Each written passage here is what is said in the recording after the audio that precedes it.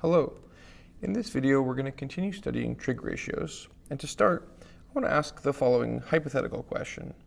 How many possible trig ratios could there be with the sides adjacent, opposite, and hypotenuse? So let's think about this like a permutation combination question. We have an A, an O, and an H. And we're trying to make ratios. So in a ratio, there's going to be two choices. You have the choice for the numerator, or the top, and you have a choice for the denominator, or the bottom. Now, we're assuming that we can't repeat, like the ratio A over A will just be 1. So it's not really going to make a ratio. So we assume that we can't repeat letters. In other words, we have 3 choices for the first and 2 choices for the second. That's going to give a total of 6 trig ratios. Now we have the usual ones. For example, sine is opposite over hypotenuse, and cos is adjacent over hypotenuse, and tan is opposite over adjacent. We know these from SOHCAHTOA. But the math says here that we should have 6 possible trig ratios. I mean, it kind of makes sense, right? We could flip this one around and have H over O. Or we could flip this one around and have H over A. Or we could flip this one around and have A over O. So there's a total of 6 different ratios that we could look at. But I mean, these ones, H over O or A over O, I mean, these are strange. We need to at least give these some names. Otherwise, it's kind of confusing. And so we're going to call each one of these a new name. We're not just going to leave them floating around. So H over O, we're going to call cosecant, CSC. H over A, we're going to call secant, or SEC. And A over O, we're going to call cotangent. Now, okay, these are a little bit strange, but I mean, those kind of have the ring to it, right? Cosecant or secant, cotangent. I mean, those sound like the names you would give to trig ratios, right? Cosine, sine, tangent, cotangent. But how do these work? How do we actually solve these trig ratios? Let's look at a simple problem. Suppose somebody asks you to determine secant, this is pronounced secant, secant of 30 degrees. How would you do that? Well, unfortunately, we don't have a secant button on our calculator, but we can go ahead and draw that triangle that has 30 degrees. And so we can use the special triangle. If this is 30 degrees, the hypotenuse is 1. This will be 1/2, and this will be root 3 over 2. Now, secant, we just said on the previous page, secant of any angle would be equal to the ratio H over A. So this is going to be our H. This is going to be our A. So we should get 1 over root 3 over 2. Now, leaving a fraction in our fraction isn't great, so let's go ahead and simplify that. 1 divided by root 3 over 2, it means the reciprocal. So we could write it as 2 over root 3. And then it's always nice to rationalize. So we're going to get 2 root 3 over 3. Okay. Could we check this with our calculator? Well, like I said, we don't have a secant button on our calculators. But there do exist calculators out there that can do secant. And so let's take a look at the Desmos calculator. So here we have Desmos, and we're going to go ahead and type in, well, look, sine, cos, tan, cosecant, secant. So we can do secant of 30. Now we have to make sure we're in degree mode, not radians. And unfortunately, it doesn't give it to us as a nice radical. It gives it to us as a decimal. So the way we check our answers, we also type in the radical, 2 root 3 divided by 3, and we compare their decimal expressions. And if we look here, these two decimals are the same. These are the same. So clearly these two are the same. And secant of 30 degrees is indeed 2 root 3 over 3. Okay, that's pretty cool. But I think we need a bit of a better way to remember these. So rather than remembering secant and cosecant and cotangent as the other strange trig ratios, right, h over a or a over o, what we can do is notice that, for example, secant of theta, which we said was h over a, that's really the opposite of doing, well, a over h, right? It's the flip. And a over h we know is cos theta. We already know that one. So let's just call secant 1 over cos theta. In other words, the flip of the ratio we already know, right? If these three trig ratios are just the reciprocals of ratios we already know, let's make it easy for ourselves. So secant theta is 1 over cos theta, cosecant theta is 1 over sine theta, and cotan theta is 1 over tan theta. Now, this is the way mathematicians decided to label them, and I think the cotan being the reciprocal of tan makes sense. Unfortunately, sometimes students have a bit of trouble with these two. They might say, well, Mr. Peters, the secant starts with an s, so why isn't it the reciprocal of the other one that starts with s? And I would say, yeah, good point. It seems like the secant should go with the sine because they both have an s, but unfortunately, that's just not the way mathematicians decide to label them. The secant is the reciprocal of the one that starts with a c, and the cosecant is the reciprocal of the one that starts with the s. I kind of remember them like when you do the reciprocal, you flip the letter. That's kind of how I think about it. So you flip the letter and you flip the trig function upside down. So however you decide to memorize it, we need to have those three trig ratios in hand, and we can go ahead and start calculating some values. Let's determine secant of 7 pi over 6. Well, the first thing we want to do is find 7 pi over 6 on our unit circle.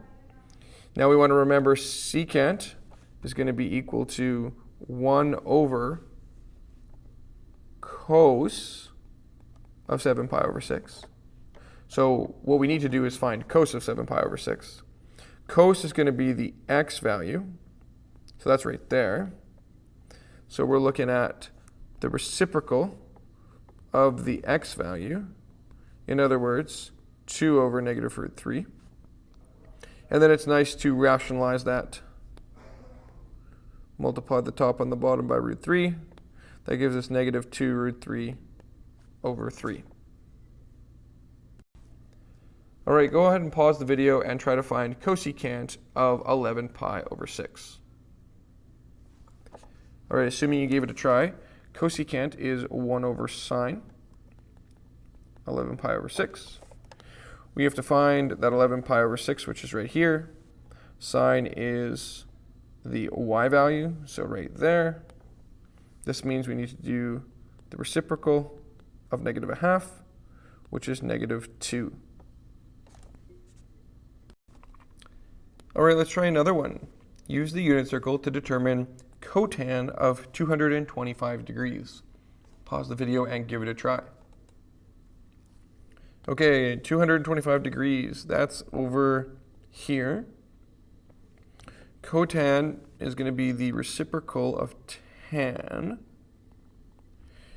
Now to find tan, we usually remember that tan of theta is sine over cos. Sine is y, so it's y over x.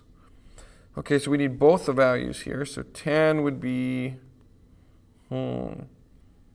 negative root 2 over 2, and then negative root 2 over 2. Oh, they're both the same. Okay, that's neat.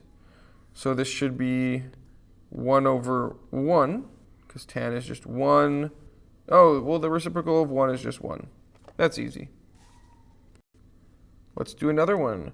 Cosecant of negative 31 pi over 6. Again, pause the video and give it a try. All right, so we're definitely looking at 1 over sine. Okay, but 31 pi over 6, that's not a unit circle value. It's negative, so we got to add some 2 pi's. Okay, so negative 31 pi over 6 plus a 2 pi. Well, we can't really add a 2 pi because that's not a common denominator, so maybe add a 12 pi over 6. Okay, but that's not going to be enough. Negative 31 plus 12 will still be negative, so let's add another 12 pi. Let's add another 12 pi. Is that going to be enough if I add 3 of them? Yeah, okay, because that'll be adding 36, and I have negative 31, so that'll be positive 5 pi over 6. Okay, we've got a nice positive coterminal angle, our principal angle right there. And we're looking for sine. Sine is the y value, so we're looking right there. All right, so let's continue this work down here. So we should have 1 over 1/2, which would be 2. Sweet. All right, here's another one. Cotan of negative 5 pi over 2. Pause the video and give it a try. Okay, so this will be, again, we got to get that coterminal angle. So let's add 2 pi. In other words, let's add 4 pi over 2. Oh, that's not enough.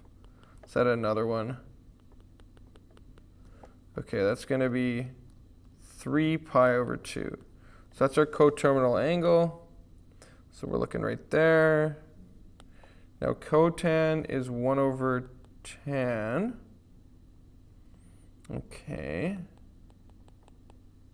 And, well, tan, remember tan is sine over cos.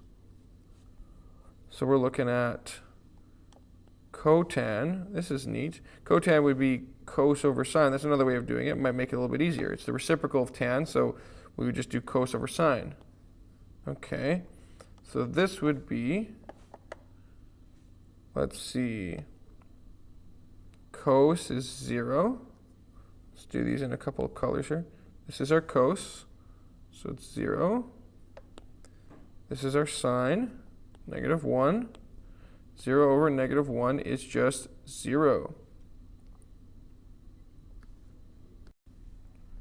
All right, how about cotan of 2 pi? How about cotan of 2 pi? Well, 2 pi, I mean, you could think about that as just right here, right? 0 degree, like 0 radians is also 2 pi radians. Those are both at the same location. But I mean, if you wanted to, you could do 2 pi minus 2 pi. That'll be 0. Okay, so we're looking for 1 over tan of 0, which is the same as 1 over sine of 0 over cos of 0. Reciprocal of that is cos of 0 over sine of 0. Well, cos of 0 is 1 over 0. Oh, we can't do that. That's we can't divide by 0. So the answer is undefined. Undefined. Let's go ahead and take some notes on this. Here we are doing new trig ratios. And so we learned about 3 new trig ratios. We learned about secant, which is 1 over cos, cosecant, which is 1 over sine, and cotangent, which is 1 over tan. Or another way of writing it is cos over sine. Now just briefly, I want to again mention the pronunciation. When we have all these trig ratios, there are technically correct ways of pronouncing them, right? This is pronounced cos as the short form, or the long form is cosine. This is pronounced sine, which is kind of the short and long form, and this is tan, again the short form for tangent. We wouldn't call this cos, right? We call it cos with a long O. We wouldn't call this sin. We would call this sine. And I mean, tan, I guess you would pronounce this how it looks. But the same thing goes over here. We wouldn't call this like sec or something. This is secant. We wouldn't call this, I mean, there's not even any vowels, right? Cusk. No. You want to call it cosecant. And this is certainly not cot. It's cotan or cotangent if you want the full term. So just make sure you pronounce these properly. You don't want to be caught saying them weird because, you know, somebody who knows their math stuff, they might poke fun at you. If you call this, you know, sin, cos, cot, kusk, I don't know. It just sounds a little silly, and you don't want to be caught sounding silly when you're doing math. So I would recommend you try to find the appropriate pronunciations of these new trig ratios. Now, for an example here, we could maybe find cosecant of 135 degrees. So go ahead and pause the video and give that a try. Okay, so cosecant is going to be equal to 1 over sine of 135 degrees. And now, while I don't have a unit circle right in front of us, again, as we're hopefully working through this unit, we're slowly memorizing some of these values. Eventually, we'll need to be able to make the unit circle from scratch. So you should know that sine of 135 is positive root 2 over 2, which gives us 2 over root 2. And it's always nice to rationalize that. So that will give us a final answer of 2 root 2 over 2. Oh, which actually just simplifies to root 2. All right, you can do some more practice on worksheet 7 and 7.5. And then any things to remember.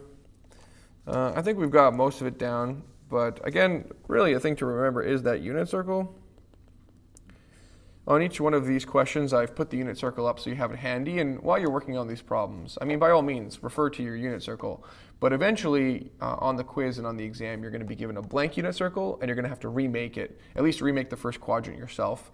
So while you can refer to it now, you definitely should either take a blank unit circle and write it out. You should maybe take your unit circle, put it up somewhere you would see it every day, maybe on your bathroom mirror while you're brushing your teeth at night, and just work on that unit circle. Work on those values, work on memorizing them, see the connections between each of the quadrants, because you're going to need to make your own unit circle from scratch to use as a guide on the test and on the exam. All right, hopefully you enjoyed this video, and as always, thanks for watching.